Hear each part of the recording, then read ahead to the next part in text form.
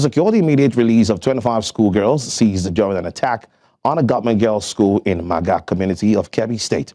Now, according to UNICEF, the incident underscores the ongoing vulnerabilities facing students and school personnel, despite Nigeria's endorsement of the Safe Schools Declaration in 2015. It noted that learning environments must be protected and that accountability is essential for preventing further atrocities. Right now, I'll go live to Dr. Jonathan Onoja, security expert and public policy strategist, who now joins us from Abuja. Thank you so much, gentlemen, for joining us. From a security standpoint, what does this latest abduction in Kebbi State reveal about the current state of school safety in Nigeria? All right, thank you so much for having me on your program.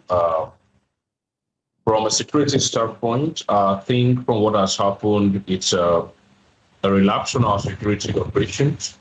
In 2014, if you recall, when there was an abduction of about 110 schoolgirls from our secondary school, government secondary school, which led to the initiative of the school initiative, which was later coordinated by the Nigerian Security and Civil Defense Corps. Unfortunately, that initiative had lost its essence because one of the mandates is to secure a school environment, secure students and teachers. But unfortunately, that we are not seeing today. It's quite unfortunate that we see about 25 students to be kidnapped from a government secondary school. And what that shows is that, when there are vulnerabilities, assailants will always target the vulnerable places in the communities to send signals to the government. And the government, on the other hand, have become too reactive. And that's why it's only when we hear issues of kidnappings around schools that the military will send troops, like they have just sent the troop of the Operation Fansan to go and curb the schoolgirls with intelligence driven. Then I wonder, there is intelligence before the schoolgirls were kidnapped. Because for people to attack, they must gather, they must sit together, they must discuss the date, the time of the operations, and all of that. So when we talk about the intelligence and all of that, I wonder what intelligence we are talking about. Is it intelligence when the schoolgirls have been kidnapped, or intelligence before the attack? So when we wonder the kind of intelligence that the Nigerian security architecture, how that they like to brag so much about. Unfortunately, we have lost reality with the locals. There is no intelligence sharing, that's no doubt.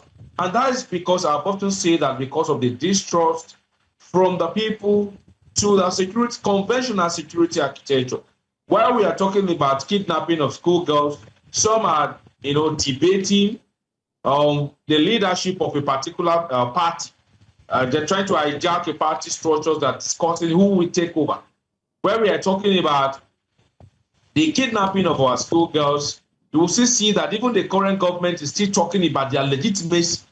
And I wonder what legitimacy we talk about when security is zero, economy is zero, we don't have any functional government agency that is working in this country. Even the so-called independent electoral commission is not independent in a way. And so our institutions are already collapsing. The only thing that the government should ordinarily give to the people is the security of their lives and the protections of their property. So where people cannot go to school again, come to the north, and you see the numbers of the out-of-school children in the north. This is also another aspect of insecurity. And so when people begin to have double thoughts about going to the classroom, or parents having the thought of sending their children to the classroom, in the days to come, you begin to have so much numbers of illiteracy. And one thing that have caused so much of insecurity, especially in the north, is a rate of, illiteracy, poverty, and the upward shift from the government. And so it's quite unfortunate that we continue to inaugurate institutions, initiatives that are not benefiting to the people. So I wonder why people will move from a particular position or a particular forest to a church, to a school, They are not appearing and disappearing. They must move from point A to point B, and there will be no security checkpoints to, see to the needs of the rescue of these children. They told you that two were rescued. They were not rescued. One had to escape, and the other one was not taken. Was not adopted.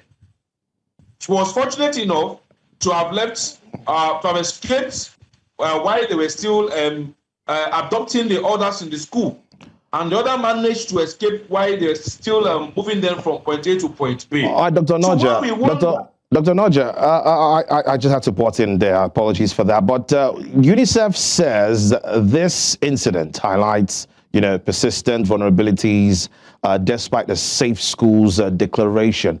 Now, why are schools still so exposed nearly a decade after, its adoption? And even, we've been hearing about, in the past 10 years, there have been series of adoptions from our schools. Why does this keep happening?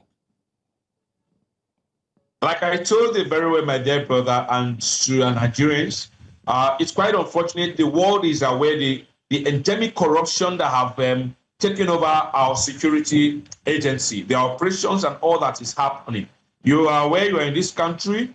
You saw that just some days ago, there was rumor of a general being kidnapped. There was a rumor, and just a few days after, we are told that this general is no more.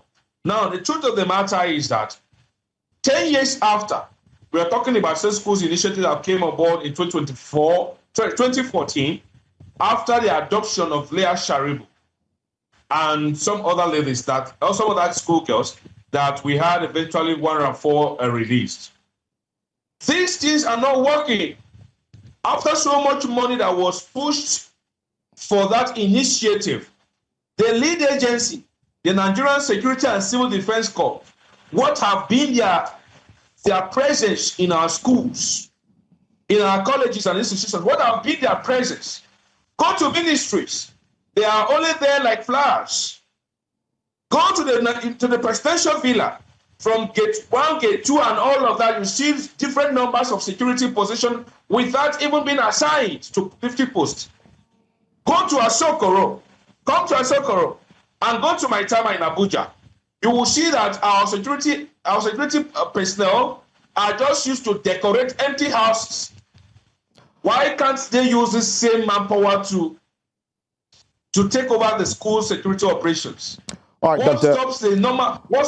Onoja, we're pressed for time, but would have loved to continue this conversation, but we need to wrap it up right now. But thank you so much for giving us, of course, your attention and having this conversation with us.